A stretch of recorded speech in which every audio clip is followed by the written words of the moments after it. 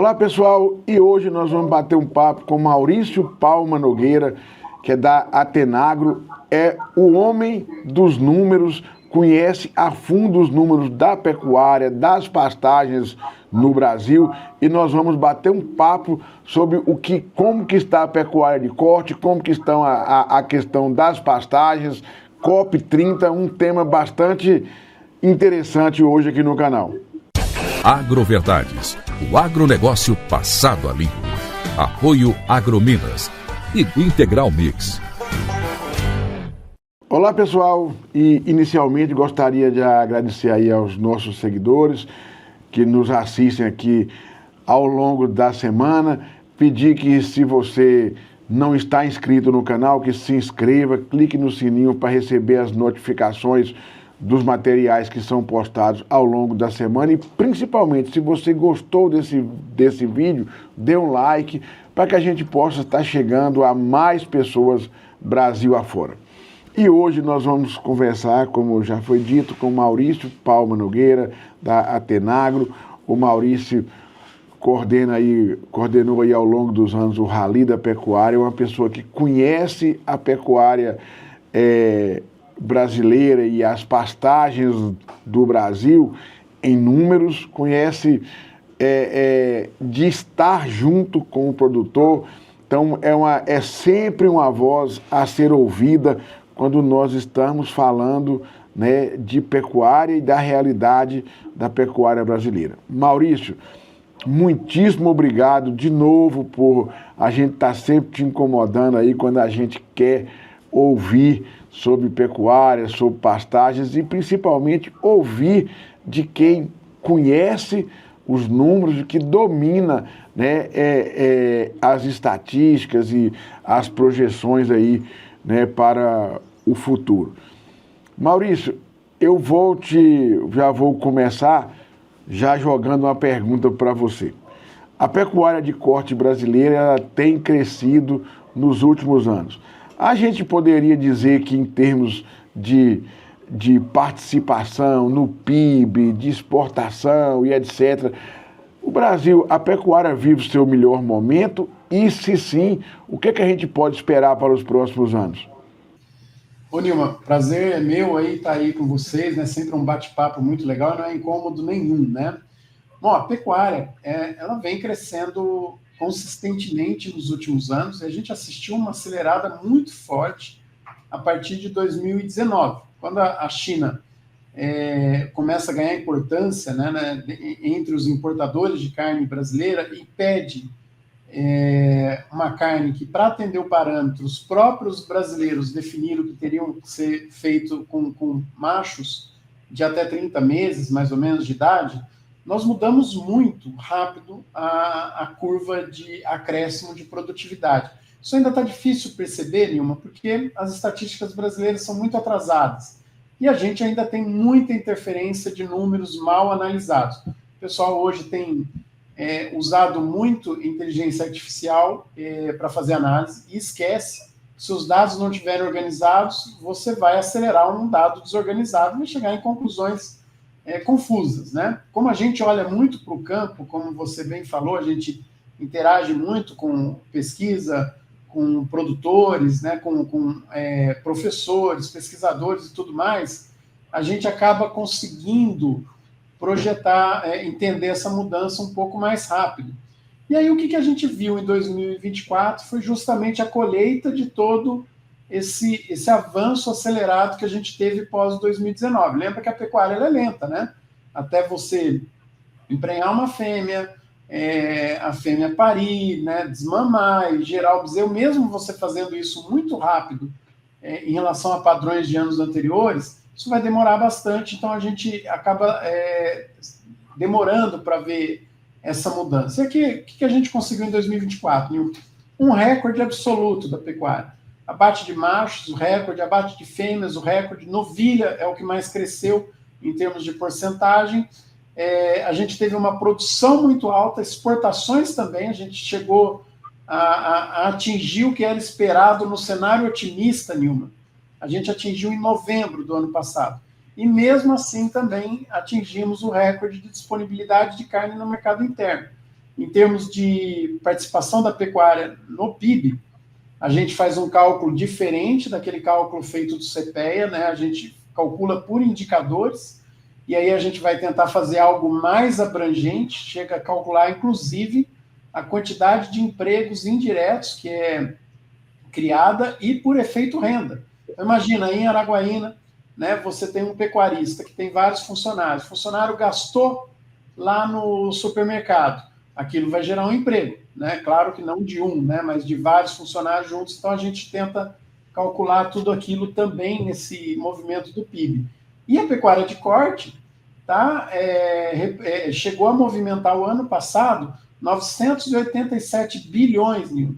Então, nós estamos perto de 1 trilhão já de movimento com a cadeia produtiva da pecuária de corte. Em termos de exportação, a gente exportando aí cerca de 32% do que a gente produz, então quase 70% fica no mercado interno, e mesmo assim a gente exportando o dobro do que o segundo maior exportador do mercado global. Então nós temos aí perspectivas muito boas para a pecuária e com tendência de crescimento para 2025, 2026, 2027. Então, desde que não tenha nenhuma interferência dessas que a gente não consegue prever em análise, né? Por exemplo, algo político ou algo de ordem sanitária, nós temos bons anos aí pela frente na pecuária de corte. Maurício, eu vou te fazer uma pergunta, porque a gente vê, uma fala, né, muito comum, principalmente, assim, é o que eu falo, que é aquele senso comum das pessoas que não vivem, que não são da área, que eles dizem o seguinte: o Brasil está aumentando a exportação de carne bovina, e isso leva, quando ele passa a exportar, ele exportava 20%, hoje exporta 30%, então se esse número indica que vai ter uma menor oferta de carne no mercado interno. Mas você mostra que, na verdade, né, aumentou o percentual, mas também aumentou a oferta de carne para o mercado interno. Eu acho que isso é um dos temas que as pessoas mais cometem erros, as pessoas que não são da área. E como a gente também, o canal, acaba atingindo muitas pessoas que têm interesse e tal, mas tem essa dúvida. O que foi que aconteceu com a produção de carne no Brasil, mas principalmente a pergunta que eu te faço: exportar mais reduziu a oferta interna? Não. Na verdade é o contrário até, Nilma. Só que a gente precisa analisar isso dentro de uma linha do tempo.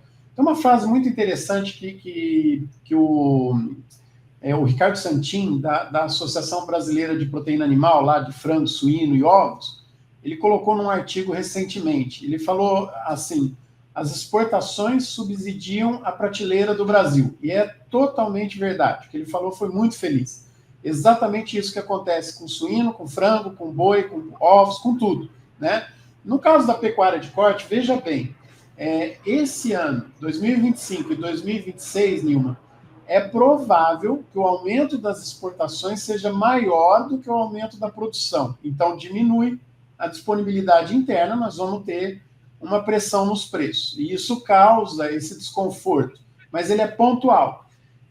Lá em 2027, nós vamos inverter de novo. Nós vamos exportar mais, só que o produtor vai estar estimulado e nós vamos produzir tanto a mais que vai aumentar de novo a disponibilidade interna. Isso vai acontecer ao longo dos anos, né? Tanto é que a gente vem aumentando essa produção. E aí corre o risco, Nilma, quando essa análise é feita, e a gente sempre vê isso aparecendo na imprensa, no Congresso, às vezes até no Executivo, e esse papo tá de novo aí, né? Até na apresentação do Plano Safra, o presidente da República falou uma barbaridade dessa de comparar, né? de colocar em oposição exportação e mercado interno. A gente sempre corre o risco de alguma intervenção. E aí dá para a gente citar o caso da Argentina. Lá em 2006, 2008, eles criaram uma política de retenções, não deixavam, inibiram as exportações. E aí o que aconteceu, Nilma? nos primeiros 2 anos, sobrou tanta carne no mercado que o efeito de curto prazo foi positivo para o consumidor. Então, eles passaram lá de um consumo per capita de 63, 64 quilos por ano para 67, 68. Só que depois que passou 2 anos, caiu para 42 o consumo per capita. Então, a carne ela fica barata no primeiro momento, só que você arrebenta com a pecuária, com a cadeia produtiva, e isso vai cobrar esse preço lá no segundo, terceiro momento. Então, a Argentina vai demorar muito para recuperar o consumo pré-retenções. Se a gente cometer o mesmo erro no Brasil, que geralmente as pessoas querem que isso aconteça por ignorância ou às vezes até má fé, né? Mas se isso acontecer, nós vamos arrebentar com a pecuária. Todo esse processo de evolução, toda essa comemoração que a gente pode fazer na pecuária de corte brasileira, que cresceu, economizou a área, protegeu o ambiente, criou empregos de melhor qualidade, e nós estamos só no comecinho desse caminho de sucesso. Se a gente tirar esses estímulos todos, a gente põe tudo a perder. Então a gente precisa ver com muito carinho esse assunto, Nilma, porque normalmente a gente está diante de algum risco causado aí por políticos que são totalmente inconsequentes, né? Eles têm uma visão de curto prazo, acaba tendo benefício ali no curto prazo e dane-se o futuro, né? Então a gente precisa ficar sempre de orelha em pé e participar ativamente desse debate para não deixar que uma tragédia dessa aconteça. Maurício, você falou aí de sonhos, né? E de algumas coisas que as pessoas colocam. Eu queria te perguntar, você que é um conhecedor profundo de pecuária de corte, mas também conhece muito de pastagens principalmente, né? Eu não sei nem se é principalmente, as duas coisas andam tão juntos que a gente nem sabe, a gente nem tem como separar. E aí a gente tem visto, né, algumas falas aí e algumas promessas de uma pecuária ambientalmente mais sustentável. E tem surgido muito um tema que é pecuária regenerativa. O que você tem visto desse assunto? Eu confesso que eu assumo que, para mim, toda pecuária que é produzida no Brasil, ela tenta, da melhor maneira, ser regenerativa. Mas a gente tem visto, né, algumas coisas que beiram, assim, eu diria, são quase assustadoras, porque pelas propostas que são colocadas, e eu vejo muito produtor embarcando nessas promessas aí, que talvez sejam um tanto quanto milagrosas, mas é uma opinião minha, que eu não tenho um conhecimento mais profundo do tema, você que tem acompanhado mais de perto. O que é que você tem, como que você tem visto essa proposta aí de aumentar essa pecuária regenerativa? Nilma, muito boa essa pergunta, essa colocação sua, que esse é um tema que tem me incomodado bastante, né? Quando eu fui ler sobre os objetivos da pecuária regenerativa, ou da agricultura regenerativa, eu falei, mas é o que eu aprendi na universidade há 30 anos atrás, é o que os professores estão ensinando, é o que a pesquisa especializada que vocês estão aí no campo fazendo, está entregando. A gente já está fazendo isso, né? Claro que tem que evoluir, mas a gente já está fazendo isso. Então entra aí manejo de pastagem, plantio direto, integração lavoura e pecuária, tudo que a gente faz de pasto, de melhorar adubação, controle de invasores, tudo que a gente faz, ele faz parte do pacote regenerativo, e você colocou bem. Se a gente não fizer a pecuária ou a agricultura regenerativa em solo tropical, a gente quebra. Porque o solo tropical, ele depende de um projeto de melhoramento da qualidade de solo ao longo dos anos. A pecuária ainda está um pouco atrasada nisso, né? Porque ocupou uma área muito grande, mas a agricultura está muito mais avançada. Só que a pecuária está indo no mesmo caminho. Então, tudo que a gente defende, tecnicamente, que a gente ensina nas escolas de agronomia, de zootecnia, de veterinária, todas as outras ciências agrárias, tudo que a gente ensina, ele está dentro do conteúdo de pecuária ou agricultura regenerativa. O que aconteceu com o debate ambiental? O pessoal não entende de produção, entrou muito ambientalista, até bem intencionado, mas não entende, E impressionante que esse pessoal, Nilma, isso é um incômodo. Se você for ver todos os artigos meus, eu coloco alguma coisa assim, toda participação em entrevista que eu tenho oportunidade, eu vou colocar isso sempre de forma incisiva. Esse debate está deixando de fora a ciência especializada. Eles não vão buscar ouvir os professores, os pesquisadores que trabalham com produção e falam de produção. Na minha concepção, isso é um absurdo. Então, esse tema, olha que irônico, o pessoal foi buscar na literatura internacional conceitos de produção regenerativa. E aí eles trazem para dentro do Brasil e falam, nós estamos atrasados, né? Porque o pessoal já está discutindo esses conceitos na literatura internacional e aqui no Brasil nós estamos atrasados. E a verdade é outra, Nilma. Aqui no Brasil nós já passamos daquele ponto. Aquilo que eles estão pesquisando e tentando implementar agora, já ensinamos nas universidades há 30, 40 anos. Então nós estamos muito mais avançados. Quem está atrasado é o resto do mundo. E aí falta desse pessoal tentar entender o que a gente faz no campo para conseguir situar o que é produção regenerativa em relação ao que a gente já faz no ambiente tropical.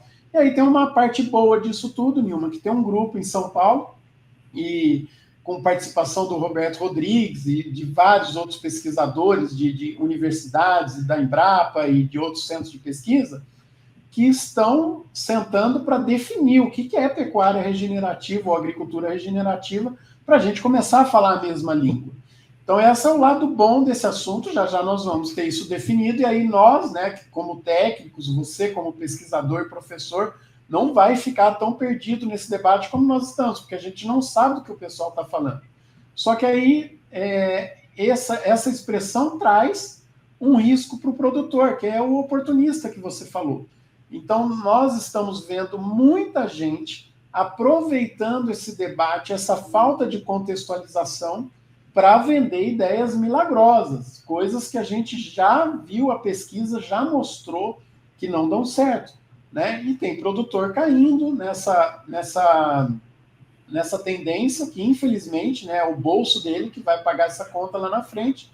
Então, esse é um risco muito grande que é atrair oportunistas vendendo técnicas ou propostas milagrosas e apresentando como se fossem regenerativas. E um dos temas que é muito discutido, Nilma, questão de insumos biológicos. E olha que ironia, nós temos aqui no Brasil uma dificuldade muito grande de registrar produtos novos. Se a gente facilitasse que fosse registrado produtos novos para controle de invasores, para adubação, para controle de insetos, para controle de fungo, a gente hoje já teria uma quantidade muito maior de soluções biológicas disponíveis no mercado. Porque essa tendência da ciência, ela compete e vai criando inovações, vai fazendo com que as universidades, os centros de pesquisa estudem, vai experimentando, vai criando molécula, opa, essa aqui deu certo, essa não deu certo. Até tem um artigo muito bacana, recente, uma entrevista com o John Landers, falando sobre a quantidade de micro-organismos dos solos que a gente teria que pesquisar nos próximos anos para a gente trazer soluções biológicas. Enfim, um assunto maravilhoso, desde que seja tratado tecnicamente. Qual é o problema? Nós não estamos tratando tecnicamente desse assunto, porque nós não estamos incluindo a ciência especializada em produção rural, seja na pecuária ou na agricultura nesse debate. Falta isso. Então, esse é um puxão de orelha aí para os ambientalistas, Nilma, que insistem em não ouvir a pesquisa especializada e saem por aí apresentando diversos projetos, forma de produzir ou criando protocolos sem envolver quem está estudando esse assunto há décadas no Brasil, né? Maurício, eu falo sempre sem querer ser o Jô Soares, né? Sem falar mais do que eu tentar não falar mais do que o entrevistado, mas um dia uma pessoa parente do meu pai, ele falou comigo assim, me chama de Zezinho, né, lá no interior de Minas Gerais, ele falou comigo assim, Zezinho, você não tenha medo de picareta.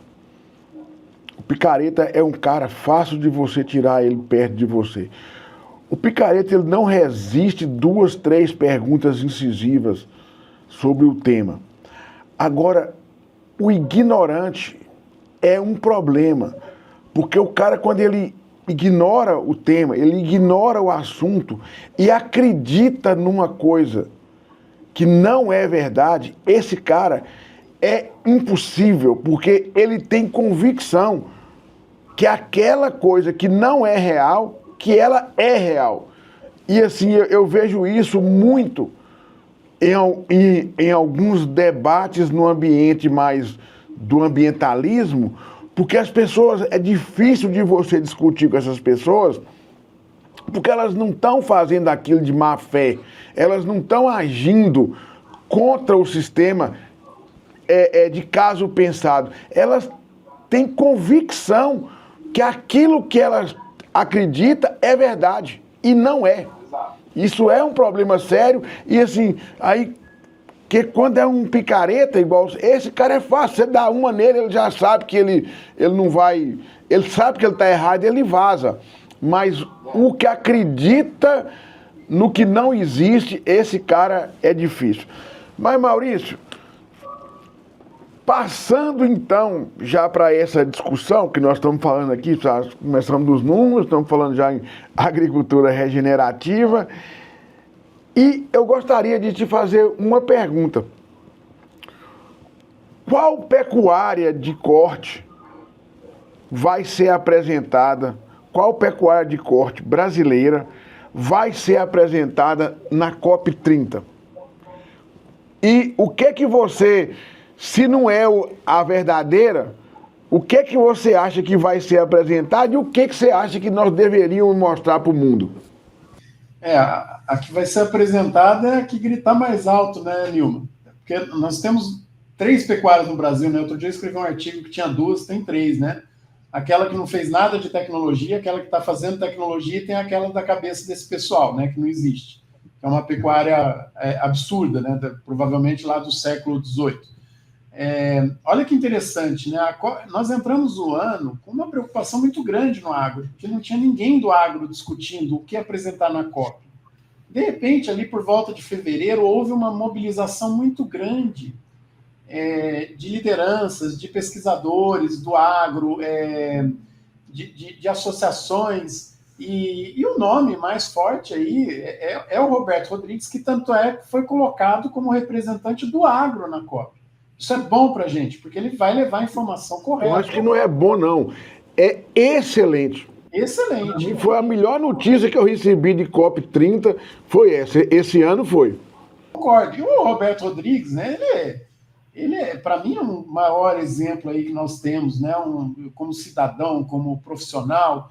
E ele não tem preguiça, não, Nilma. Ele está reunindo com todo mundo, de todos os setores, está discutindo tudo quanto é assunto, está levando gente especializada para falar e está trabalhando que nem um louco, como ele sempre fez, né, para apresentar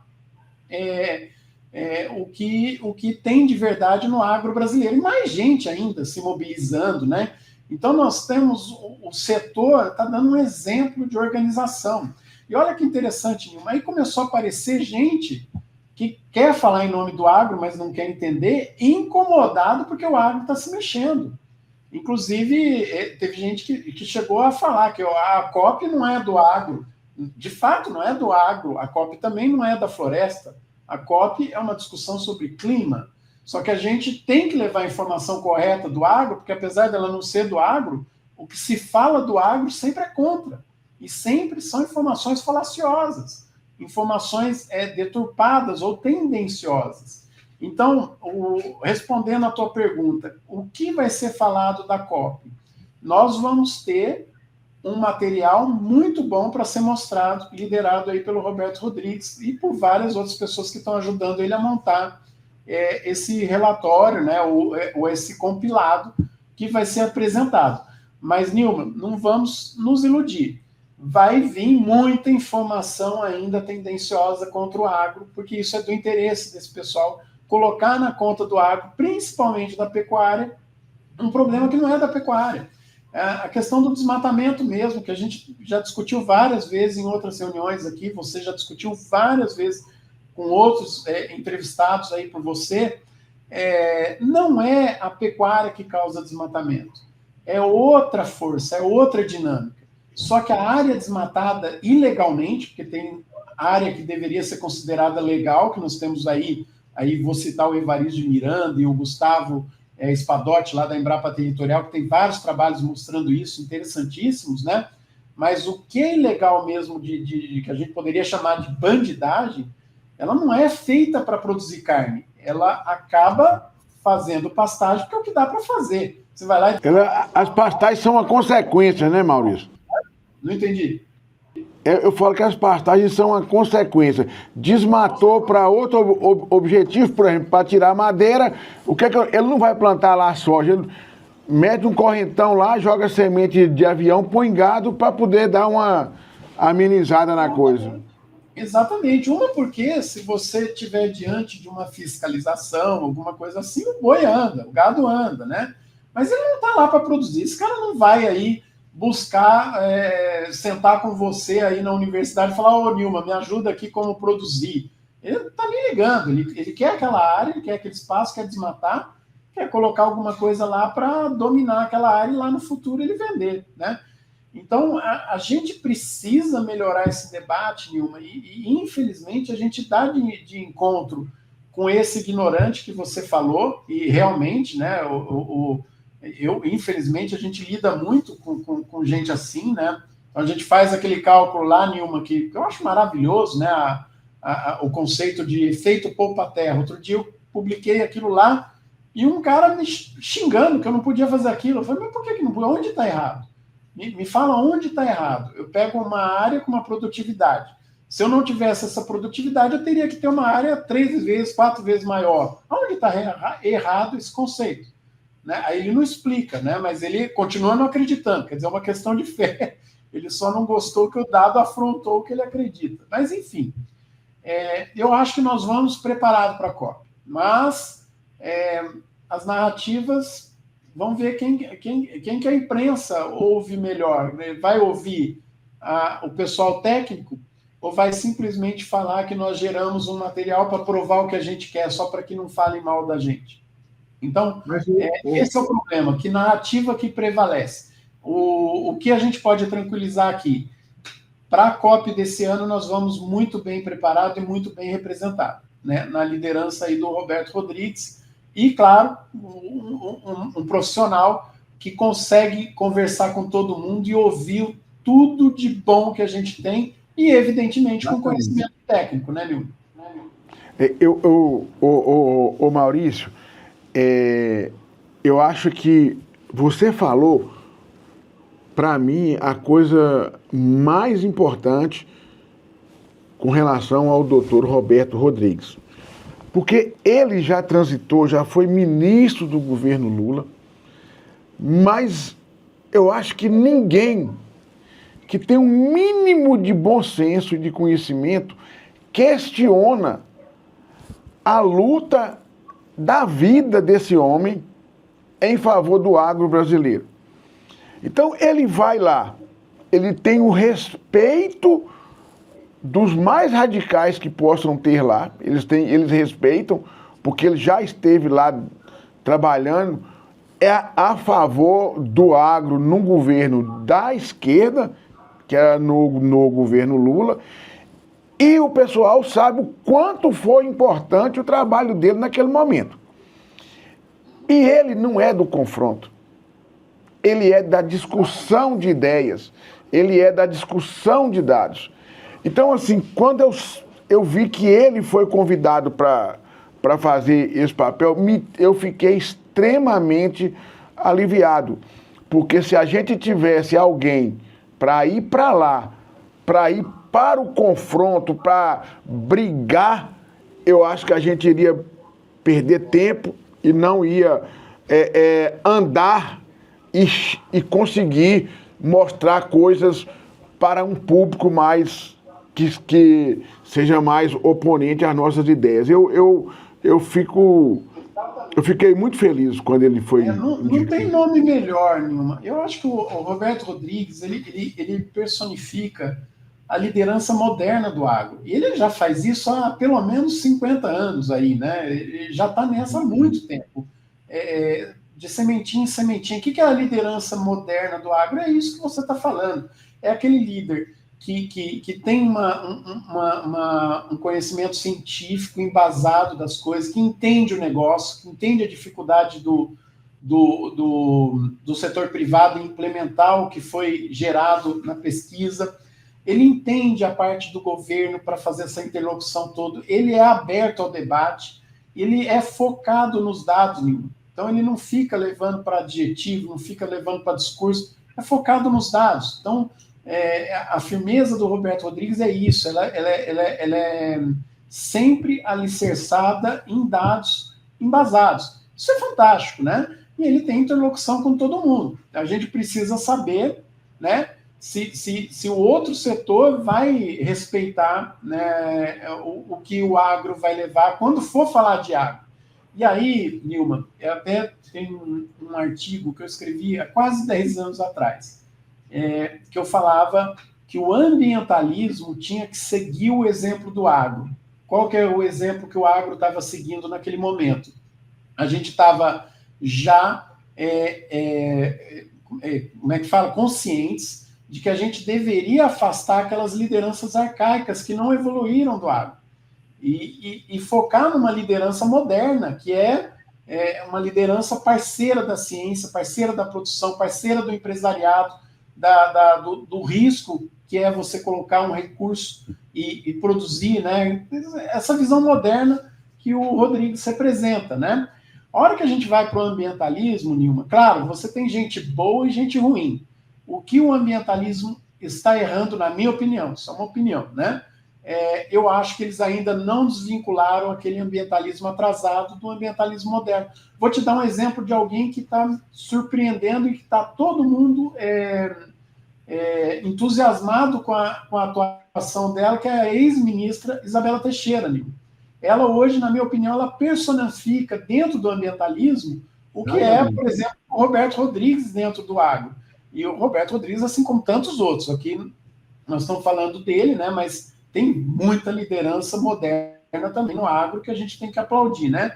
E a Isabela Teixeira faz isso dentro do ambientalismo. Se a gente tiver uma visão dessa, nós vamos ter uma interlocução muito boa e aí sim a gente vai aproveitar muito melhor a COP. Lembrando que o que a gente quer na COP, Nilma? A gente quer que assuntos sejam discutidos de forma técnica, para a gente resolver os problemas. Senão vai ficar uma gastação de dinheiro enorme, de gente voando para todo lado, queimação de carbono, né, toda, né, com avião, com carro, com tudo mais, para chegar em nada lá. A gente quer chegar em soluções, né? E aí a gente precisa desse bom senso, desse debate embasado aí, que a gente espera que aconteça esse ano lá em Belém, né?